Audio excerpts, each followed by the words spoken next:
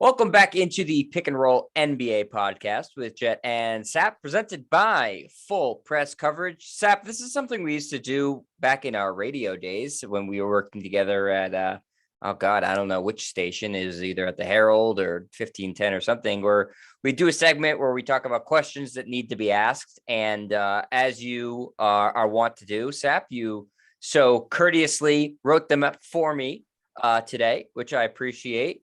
So that's what we're going to do today. Throwback radio segment, Sap.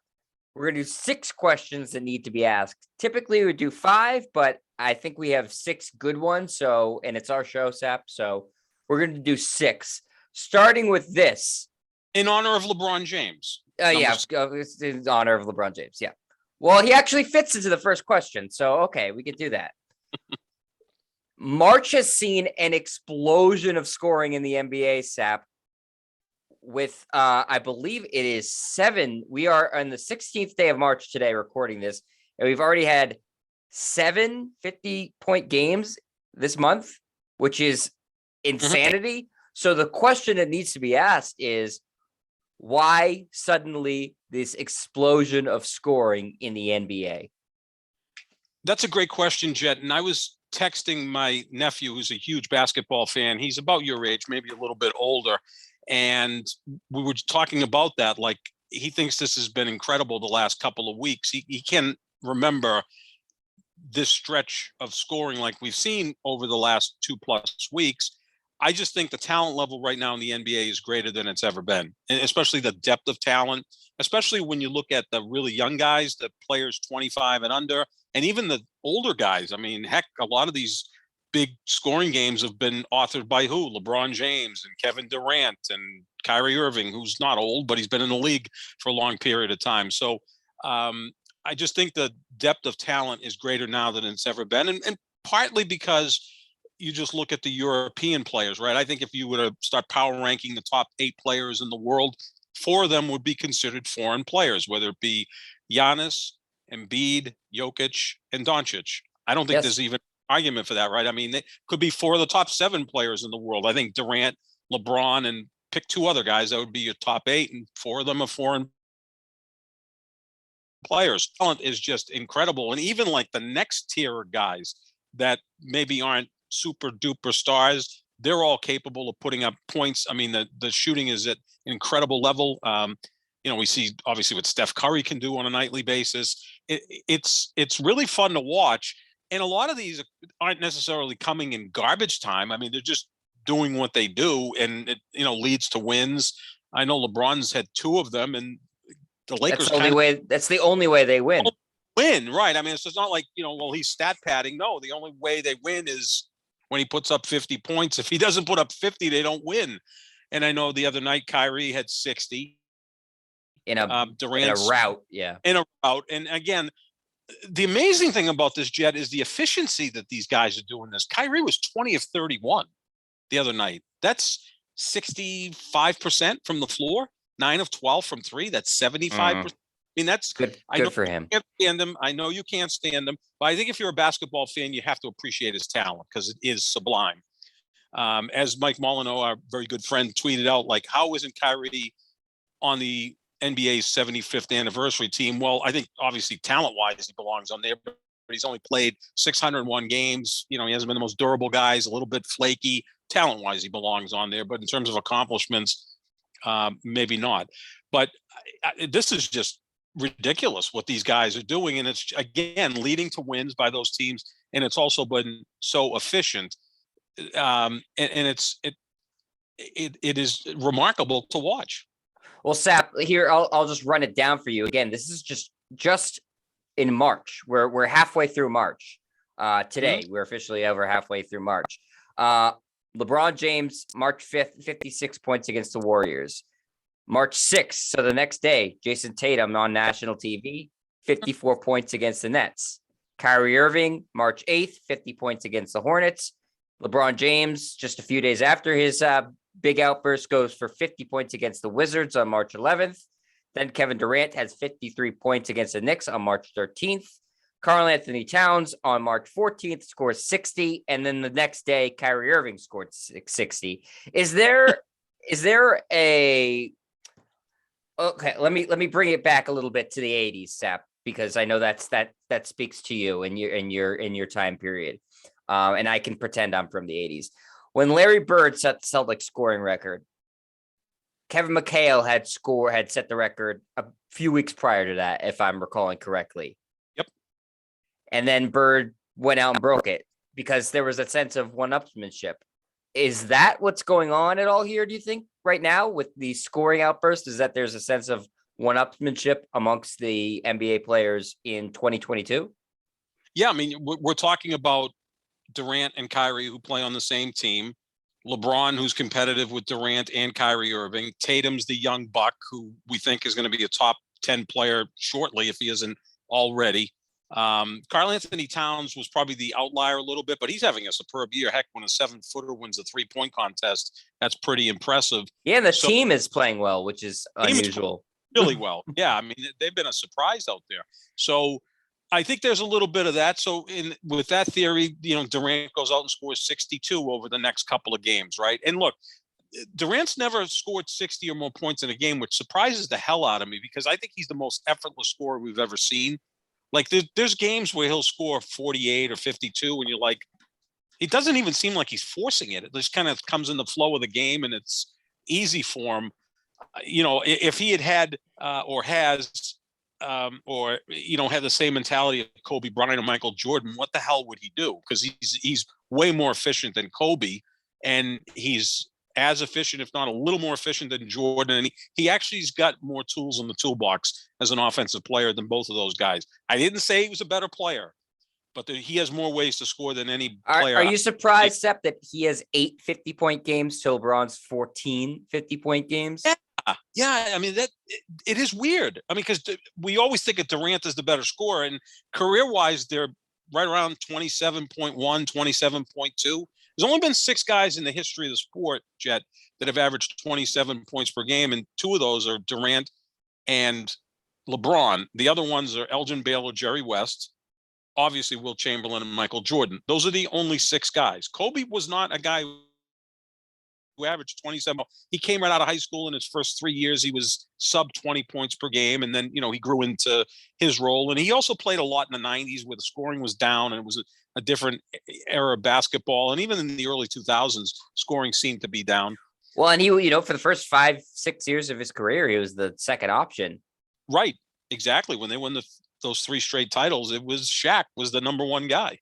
So, yeah, you always think of Durant is the better scorer than LeBron. I think he is because he has just, again, more ways to score because Durant has that mid-range game, which Jordan and Kobe had, which LeBron struggles with that. And I'm not saying the mid-range game in terms of, he can post up from the mid-range area. The thing that LeBron can't do and has never done, and I don't think he'll ever be able to do, that Jordan and Kobe and Durant are just phenomenal at, is that drive, pull-up, mid-range jumper from say 10 to 12 feet. LeBron can't do that. And he's carrying too much weight to be able to do that. Like too much muscle. He can't stop. No, he can't stop. That's like a gravity thing. It is exactly like Karl Malone couldn't do that. And LeBron's as big as Karl Malone was. I mean, exactly as big as Karl Malone was. So he never had that go-to move that those other guys had because they're smaller. I mean, Durant's taller, but obviously much leaner. And Kobe and Jordan were ballerinas out there because they could pull that stuff off. LeBron could never do that. If he had ever developed that, he would have been even more unstoppable. But I don't think his body type would allow that. He's too big a man. Like that'd be asking Shaq to have that in his arsenal, which obviously was not possible. So, yeah, it is kind of weird that LeBron has 6 more 50-point games than Durant. Now, he's played longer. I get that. But I've always kind of looked at that and said, how doesn't Durant have like a 75-point game? I mean, it tracks that LeBron has had that many. That doesn't surprise me. It's more surprising that Durant has had that few. Yeah. I mean, not that that's few. 8 50+ point games is really, really good.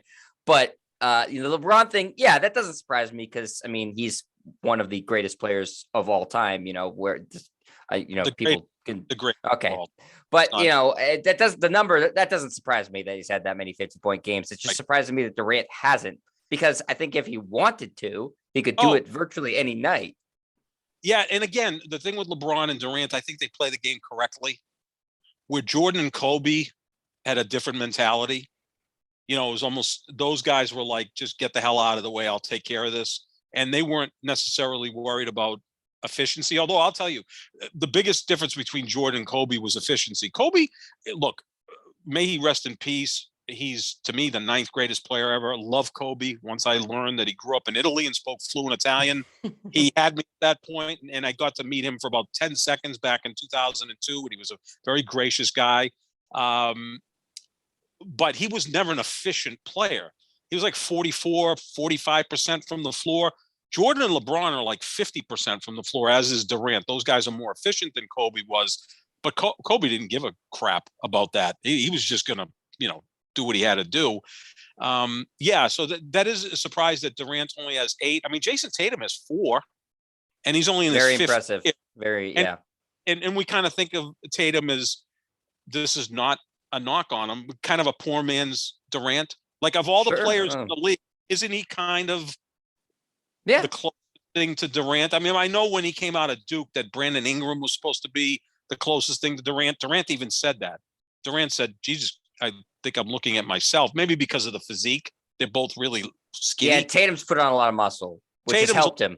Stronger. Yeah, Tatum attacks the rim better than Durant. But I mean, Durant's 3-point shooting is mid-range. I mean, he's unstoppable. He's 6'11", 7 feet with long arm up from anywhere.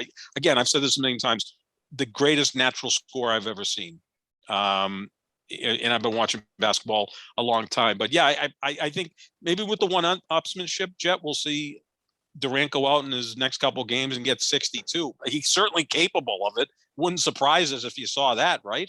Yeah, well, I mean, he's absolutely capable of it because, like you said, he's so efficient. And Kyrie, I puke while saying it, to his credit, he was incredibly efficient in his scoring, outbursts the other day too. And he could have, if he wanted to, I think he came out with like 9 minutes left in the game, he could have put up 70 plus, easy, no problem in that game. Yeah. The Magic were rooting for him.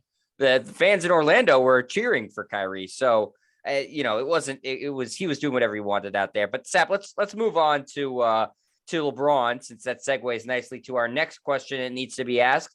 And that is it time to shut down LeBron for the season? The Lakers are a dreadful 29-39, 25 and a half games back of first place, Sap, for those of you counting at home. Just a game and a half ahead of the Pelicans. And really now fighting to stay alive. If not for teams that were overtly tanking in the West, Sap, the Lakers would have a lot more to sweat about in terms of missing the play-in altogether. Like we said earlier, the only way they've been winning games is when LeBron James scores 50 or more. They are losing to the dregs of the league, like the Spurs and the Rockets. They played the Suns the other night, obviously without Chris Paul, and got just destroyed by them. So, Sap, you're the Lakers guy on the show. You're the LeBron guy on the show. Is it time to call it a season for LeBron? Flip that order around. I'm the LeBron guy on the show. Yeah, sorry. Yep. The Lakers, so there you go. I have the Lakers guy. I say no. Season. They're currently the 9 seed. You want to see them get into the play-in. Maybe they're able to win 2 games and be the 8 seed. And probably at that point they get swept by Phoenix. But if Anthony Davis comes back and is healthy, which is a big if, maybe they can put a scare into Phoenix. But in terms of just LeBron, no, keep playing. He's having a marvelous year. There's a few things there that I think you look at and say, why not keep playing? First of all, he's got a real chance to win the scoring title. He, Giannis, and Embiid are all within 0.2 of a point within each other. So there's a chance he wins a scoring title, which would be his second scoring title, which, by the way, his first one was in 2007, 2008, 14 seasons ago. Imagine to win your first scoring title in 2007, 2008 when you're 22, and then to win your next one when you're 36, 14 seasons later. I think that would be pretty cool. Again, this is all legacy stuff. Also, he's about 1,500 points behind Kareem Abdul-Jabbar being the all-time leading scorer. He's 74 points behind Karl Malone being the second all-time leading scorer. He'll pass Karl Malone over the next 2-3 games easily. Yep. He'll pass Kareem sometime next year as the all-time leading scorer, which I think is again legacy stuff. The other thing too is he has become the athlete who's damned if he does, damned if he doesn't. If he continues to play, people are going to say he's stat padding. He's more concerned with records than he is with looking forward to next year. Michael Jordan, who was injured, had a broken bone in his foot in the 85-86 season, came back against doctor's orders, played the final month of the season. The Bulls snuck into the playoffs at 33-49, and then he went out and scared the hell out of the Celtics in those first 2 games. Got swept by the Celtics, won obviously 63 in game 2. And he was applauded for that because it was like, look at this guy. He's the ultimate competitor. Well, if LeBron wants to play out the string, he's going to be attacked. People are going to say he's stat padding. If he doesn't play, they'll say he's not competitive enough. Like Michael Jordan would never have done this. So he can't win. He damned if he does, damned if he doesn't. I want to see him play. I want to see him win the scoring title. Go ahead and do it. And then surpass Karl Malone and get closer to Kareem. And again, I know this is like a 1 in a 500 shot. Maybe they were able to survive the play-in, be the 8th seed, and if Anthony Davis is back and a few things click, maybe they scare Phoenix. I mean, that's a lot of ifs and maybes, which probably aren't going to come true. But yeah, he should continue to play, and why not? He's still playing at a ridiculously high level. I mean, I know people will say, well, his knee's been bothering him. I mean, the more I watch him, it doesn't seem to really impact his game. So I would keep playing. Yeah, the reason to shut him down would purely be, medical and looking at, for next year, because he's got so much wear on him. It would be just, trying to set them up for a run next year because they don't have their own pick this year. So it doesn't, where they fall in the standings doesn't really matter. And so, yeah, I mean, I agree with you, Sappy. It is definitely a damned if you do, damned if you don't situation for him. And it kind of has been, throughout his career, especially as he's, approached that conversation with Michael Jordan in the public discourse. I definitely think there's certainly a degree of stat padding with him this year. I don't know how you could disagree with that. You see often at the end of games and blowouts, he's still playing and, scoring. So I think he's, clearly going for the scoring record. I don't have a problem with that. I'm just calling it like I see it. I don't, I think stat padding, I don't mind it. I really don't. But I think that is what he's doing. But the problem is, Sap, I do think he's a very competitive person. I don't think that people who knock him for being lack of competitive have any idea what they're talking about. And I can, and that's the one worry I would have, is that he's so competitive that he could potentially hurt himself, and that screws the team up for next year too. So there's like an element of saving him from himself, like, and also like against the Raptors the other night, he was trying to save the ball late in the game, and he like spiked it off of Scotty Barnes' head, and he had the incident earlier this year where him and Isaiah Stewart got into something because he, bloodied him. So like he's frustrated, and he's so big. I don't want him to hurt somebody else either by accident because he's so frustrated. Does that make sense to you? No, I know what you mean. Yeah, I mean, he's still like the biggest guy on the court most nights. He may not be the tallest, but he's physically the strongest guy out there, the best athlete. Yeah, and I think he's certainly frustrated because it's been a weird 4 years in LA. They did win a championship, so that was the ultimate goal. But the other 3 years have been very disappointing. Not making the playoffs in his first year. Last year, having to go through the play-in and then losing in 6 games to Phoenix in round 1. And this year, having to go in on the back end of the play-in to try to get in and probably lose to Phoenix again in maybe 4 games. That's a frustrating thing for 4 years. I've said it a million times. He went to LA for business reasons as much as anything. In terms of the stat padding, he's still been at least efficient though, right? I mean, 52% from the floor, 37% from 3, which is pretty good. That's above league average. And he's actually hitting his free throws this year, 77%, which he should have been a better free throw shooter throughout his career. I tell you, if he had been a better free throw shooter throughout his career, he might already have surpassed Kareem or be that much. But yeah, I know what you mean. You don't want him to get hurt. You don't want him to get frustrated and, start hurting someone else out there, because it's got to be the most frustrating year of his career, right? I mean, because now he sees He's never been on a team that's flat out stunk like this. No, I mean, you know what it is, Jet? You talked about teams in the West tanking. There are nights where it looks like the Lakers are tanking, doesn't it? I mean, how often do they get down 20 points in the first quarter? Like, it seems like every game. They were playing Phoenix the other night. It was 48-22 at the end of the first quarter. Yeah, I mean, Sap, how are the Clippers 5.5 games better than the Lakers? Without Kawhi playing one game and Paul George playing about 10. And that speaks to Ty Lue. We both agree is one of the, 3 best coaches in the sport. Yeah, I think he's the best coach, honestly. And that's from somebody who thought he was a bum when he was coaching, Cleveland. But no, he's a really, really good coach. Yeah, he and Eric Spoelstra are both excellent. And I think, obviously, Pop is, let's put him to the side. He's a 73-year-old guy who's kind of stuck in his ways a little bit, kind of like Bill Belichick. I mean, we let's put those 2 legends to the side.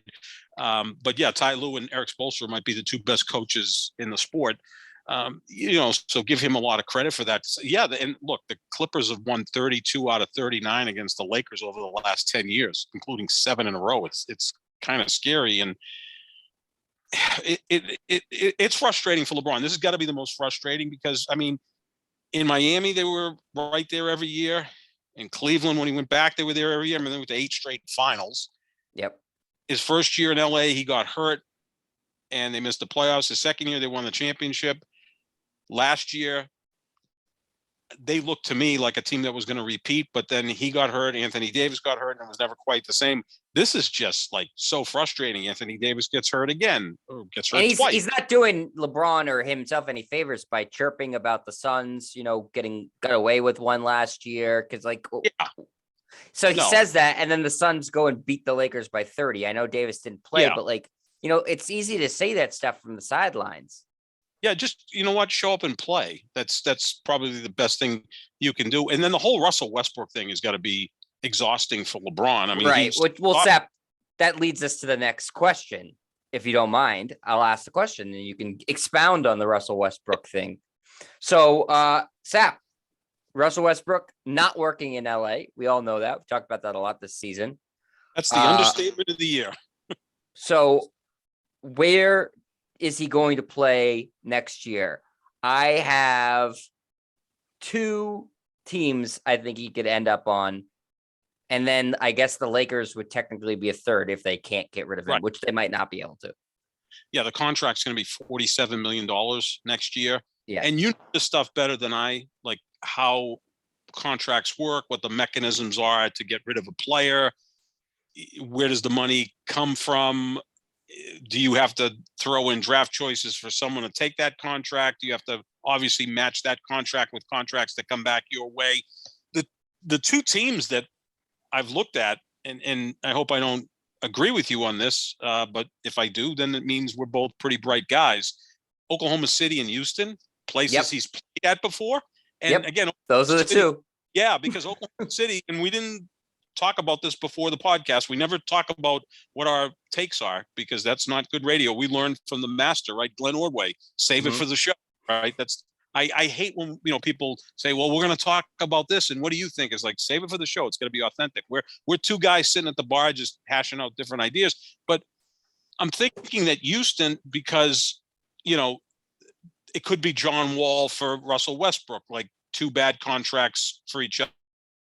Yep, they just keep getting swapped for each other in perpetuity. Happened in Washington and Houston, right? And their games are all very similar. Both athletic point guards who are now old and the athleticism is waning and they've never been efficient. And maybe that'll work. Or Oklahoma City, because they're just so comfortable taking on bad contracts because then they can move them or they can get draft picks for it. Like with the Lakers include draft picks along with what Russell Westbrook. I mean, they don't have a lot of first round picks until later, but we know Sam Presti loves draft picks. So that's where I came up with those 2 teams. I mean, I kind of thought about the Knicks because, Russell Westbrook, as bad as he is, kind of makes you somewhat relevant. Like, I mean, but man, his play keeps going down and down and down. He's not putting up the numbers or remotely close to the numbers he used to. So again, but that's what I came up with: Houston and Oklahoma City.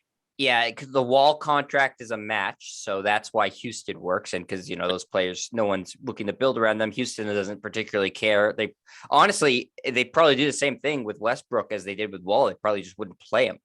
How would that go with him? I mean, Not because well. I mean, he's a guy. I mean, I'll give him this much: the guy doesn't miss games. He's. I mean, if you could take his intensity and durability and just put it into Anthony Davis, now you'd have a great player, right? I mean, like Anthony Davis is the least durable of all the superstars and one of the least intense players in the NBA. Yeah, and Russell but that. And this is the problem with both those teams, Houston and Oklahoma City. Neither team would play him because they don't want to, because they want younger guys to get the minutes, and two, they don't want to be good yet. And not that he would make them good. Actually, he might help them tank, frankly. But I don't, both of these teams have done this last year. Oklahoma City didn't play Al Horford the second half of the season for this exact reason. And Houston hasn't played, as we talked about, John Wall all year this year. So the third option, Sap, is would be maybe the toughest pill for the Lakers to swallow, in that they would have to waive and stretch Westbrook's contract, which basically means that, so you waive the player, you're on the hook for the bulk of the contract, so $47 million, but you double the amount of years left on the deal, so that would be 2, and the cap hit is then minimized. You stretch out the cap hit, so it would be 23 and a half. Yeah, that may be the only thing, right? Because but then you're paying somebody to go away, which and Sap, you told me, you said this before, and I think the intricacies of the Lakers a little bit better than I do, that they're sort of run like a incompetent family business a little bit. And despite being the Lakers, they can skew on the cheaper side of things. They do. Yeah, no, they're a weird organization. So is that something you think they'd be willing to do, which is pay for somebody to go away? Well, if you're going to pay for him to go away, you stretch it out over 2 years, or if it works out with John Wall, but is John Wall going to play? Like, maybe you just, again, it's like trying to catch lightning in a bottle. Ooh, John Wall still has a lot left, and he works better with LeBron and Anthony Davis than Russell Westbrook does, right? So, and look, LeBron's, I think, the best leader in the sport, so maybe he can get through to John Wall. I would think John Wall's probably more coachable than Westbrook. I mean, Westbrook's a really headstrong guy. That's why, like, it would be fascinating to see him go to Oklahoma City and Houston and they just don't play him. That'd be like having a caged tiger in your bedroom. That's not going to work. That guy wants to play, and I'll give him credit for that. He busts his ass more on offense than defense. But that's interesting. Sign a $23.5 million check for next year, and then the following year, they're not a well-run organization. They haven't been since Jerry West left. I don't even know who's in charge there, right? I mean, you got Jeannie Buss, you got Kurt Rambis, you got Linda. I would think, at this point, but then you've got, Rob Pelinka, and now we hear Phil Jackson's involved somehow. I mean, just there's a lot of people involved there. And and LeBron, I think LeBron knows talent, but apparently not, because he's the one who wanted Russell Westbrook rather than Buddy Hield. Or, they could have just kept the gang from last year together, and I think they'd be in much better. I mean, Kuzma played pretty well. I mean, at least you'd have some serviceable guys, right? I mean, this is tied both hands behind their back with this Westbrook thing. They're like, I mean, I'm sure the Lakers are like, we hope this guy retires, but why would he retire when he's owed $47 million? Like, he'd be insane. Here's also what could happen with Westbrook. If he goes to Oklahoma City, they would likely then waive and stretch him. They don't mind paying him to go away, probably, because I think they see him as a distressed asset that they can't rehabilitate. That he has no value. With Al Horford, they were able to recoup value for him because he did, when he played pretty well for them. We've seen him play this year. He's damn good with the Celtics. So, but I don't think they feel like they could do that with Westbrook. So he could potentially be free to sign with any team he wants, providing a team wants him. Yeah, with those prices. Again, how would that work, Jed? You're much better at this than I am. But if they stretch out the contract and say, I claim him, now what's my liability? No one would claim him. No one would claim him. They'd stretch him. They'd waive him. He'd go through waivers. They would have to write the checks. And then he could sign with any team he wants for whatever price the team is willing to pay. Yeah, then that's probably the best way to do it. I mean, if they'll sign him after he clears waivers, I mean, I don't even. But again, if you because they traded him already. They traded him, right? So it would be some other team that would get him. It's just, this is a guy that, you're better off with a guy who's really kind of just lost it rather than this guy who's kind of lost it, but he still carries himself as a great player, and he's not. Those are tough guys to deal with. It's like the guy, in baseball who still thinks he should be hitting third, who should be hitting eighth, and he's causing issues, and and the manager just bats him third to shut him up, or because he's if he got waived in past waivers, Dallas, maybe they're so desperate to try to find something that works with Luka, somebody that can take some scoring pressure off of him. How would that duo be? I mean, you would have what that would be fat. That might. I'm just throwing stuff against the wall. I'll tell you why that would be awesome to watch, because Westbrook, I think, uses more energy than any player, and a lot of it is wasted energy. Like he's like the gerbil on the wheel, like just running around for no apparent reason. And is there a player in the NBA who uses less energy than Luka? Like Luka just kind of ambles along the court. Jokic and Luka, right? Those two guys are like, they're playing at a different speed. They're almost like your dad out there playing basketball, or like the old guys at the Y. There's no wasted movement. Like Luka's not in a rush to do anything, and neither is the Joker. I find those guys fascinating, right? There's like, do they even sweat? I mean, I was watching the game Sunday with Dallas and the Celtics, and I was just waiting for Luka to have a cigarette in his mouth. Like it wouldn't have surprised me, because he was just kind of going at his own little pace there. And then you got Westbrook, who's just like the guy that just flies around out there. He reminds me, like, I remember playing pickup basketball, and there'd always be like two soccer players out there. Yeah. Who fence that just, I remember one time one of the guys was picking me up full court, and I'm like, dude, I'm not that good. Like, I'm not good at all. Like, we did not pick full court. I'm not a threat here. I'm not Michael Jordan. I mean, I was a good passer. I was, a serviceable guy on the court, but please don't pick me up full court. I mean, this is a pickup game. But that would be a cool place. And we know Mark Cuban likes, sexiness, and maybe Westbrook is still sexy. I don't know. He's just played so poorly with the Lakers, and it just hasn't worked. Yeah, I don't know. I think it's all going to depend on, what happens if the Lakers waive him, if the Thunder waive him. I don't think the Rockets would, because I don't think that their owner will pay for somebody to just go away, because he's hurting. The pandemic hurt the Rockets owner Tillman Fertitta's checkbook badly. Yeah, it did. He's got a lot of money in the restaurant business. Yep. Yeah, he's in the service industry, and those guys did take quite a bath during the pandemic. So I don't know, a lot to be said, but we got 3 more questions to go, and we're running out of time. So we're going to go speed round on these last 3 questions, Sap. Okay. Who will win the league MVP and who should win the league MVP? I have my answers for both. Sap, you can go ahead. I think Joel Embiid's going to win it. It's going to come down to Embiid and Nikola Jokic, like it did last year. And I think they'll just reverse it this year, because it's an interesting story. I think Embiid wins it. He's better defensively than Jokic. I mean, Jokic is obviously a better passer. They're both elite scorers, both elite rebounders, but I think it's Embiid's time to win it. I think that's going to be the case. I still would vote for Giannis. Giannis is right there, potentially leading the league in scoring, great rebounder, great passer. Of all these guys in discussions, he's the best defender. His team won it last year, and I know that has nothing to do with this year's MVP, but now they're starting to learn. I think they're going to be a tough out again. I would vote for Giannis. I think he's the best player in the league, but I think in the end, Embiid's going to win it. Yeah, we're doing the same thing again, Sap, and we did not talk about this prior to the show. I believe Embiid is going to win it. I would vote. I think Giannis should. His team, Milwaukee has a better record than Philadelphia and Denver.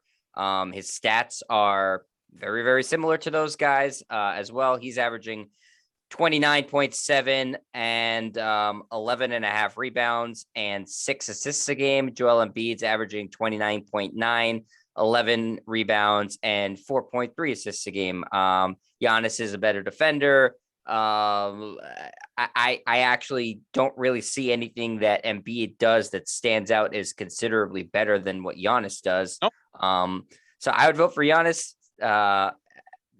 And Jokic, of the three of them, Jokic has the most well-rounded numbers because the assists are mind-bogglingly high, and the rebounds are also about almost 3 better than those guys, which is crazy.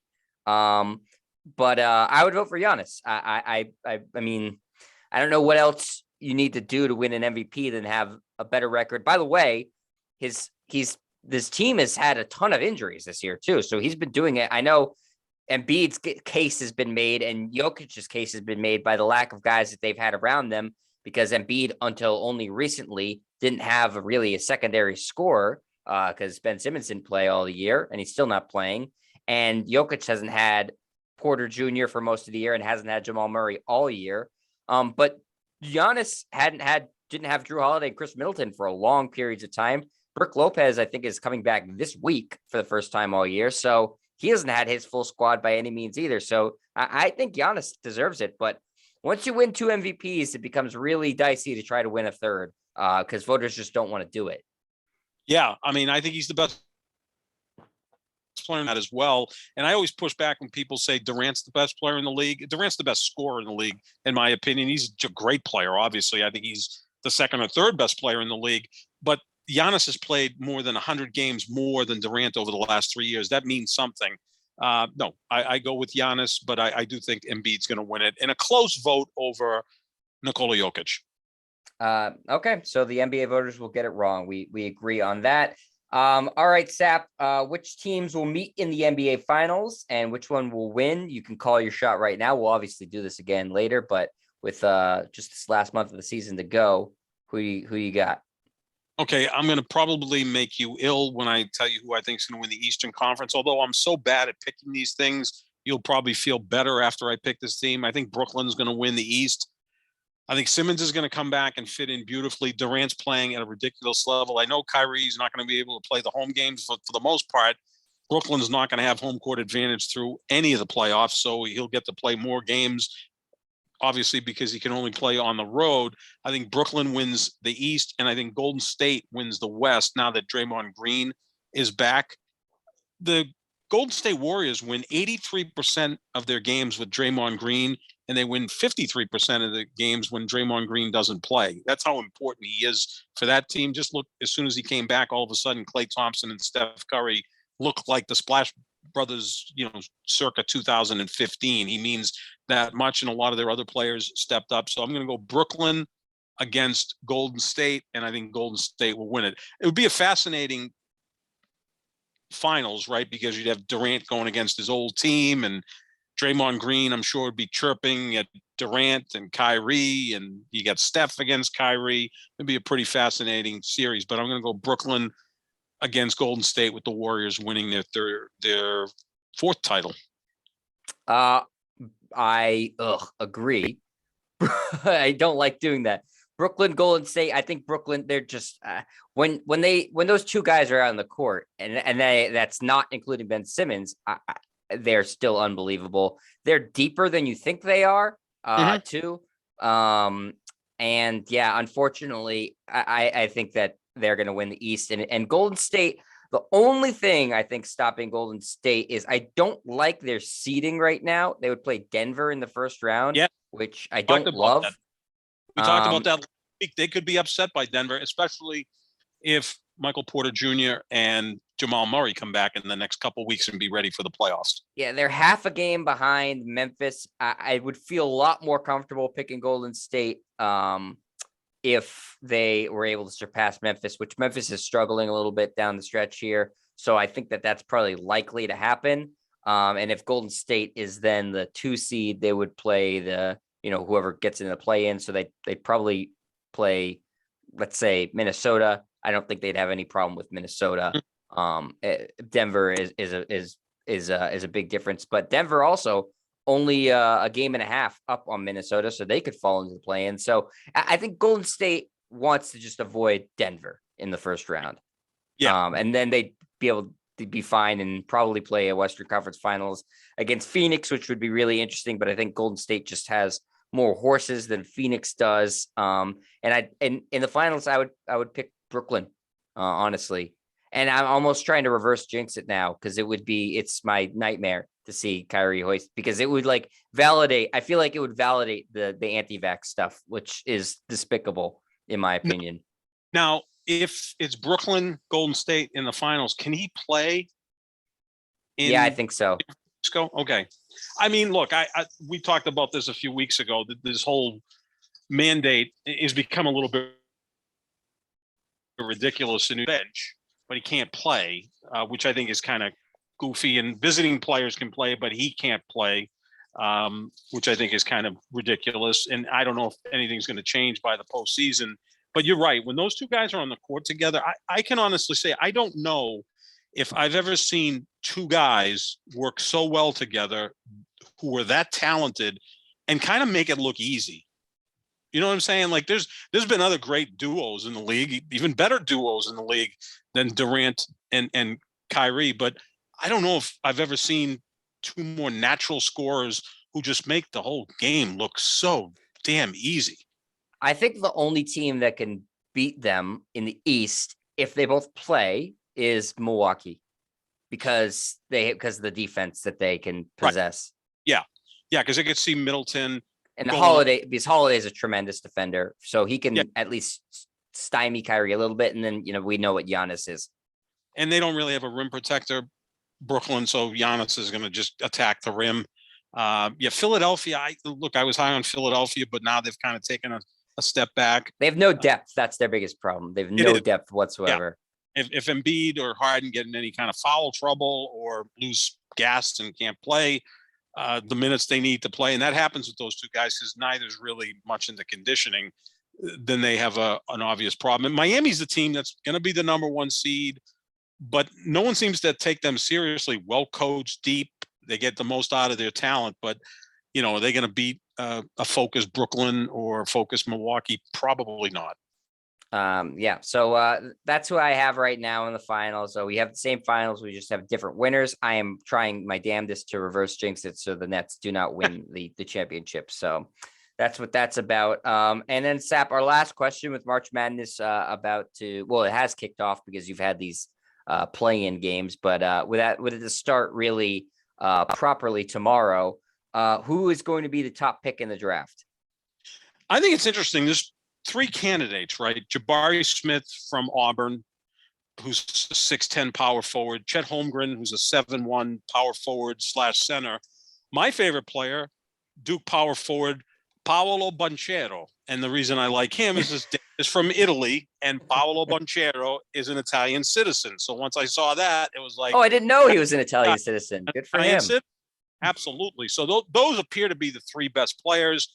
Some similarities there. They're athletic bigs, like every player in the league is at this point, right? I mean, you get 6'10" guys who can shoot threes.